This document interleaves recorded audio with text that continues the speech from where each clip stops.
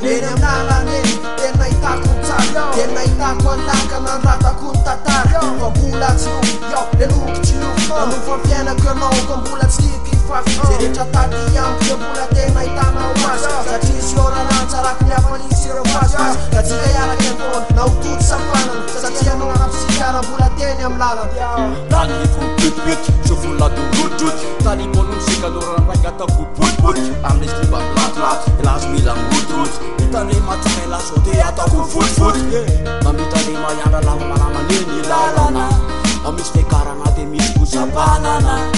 Peace and love ifakagavanamana.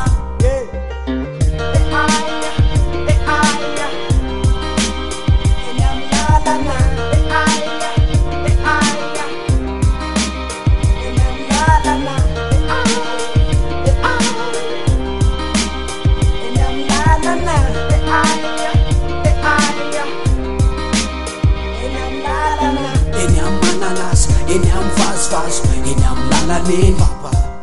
Raha mila nainareo, hitady nainareo dia eny am lalana eny. Avy eny ny inspiraka, tonga zao milaka dia lasa vazovazo. Eny am lalana eny foana zao mandrapody ilay masoandro. Tena moronako ianao, namoronako ny tsara, namoronako ny lalana mba ho any tantara. Tena natena foana fa tsy saraka mihitsy, satria lalana itorana enoko fa mahitsy.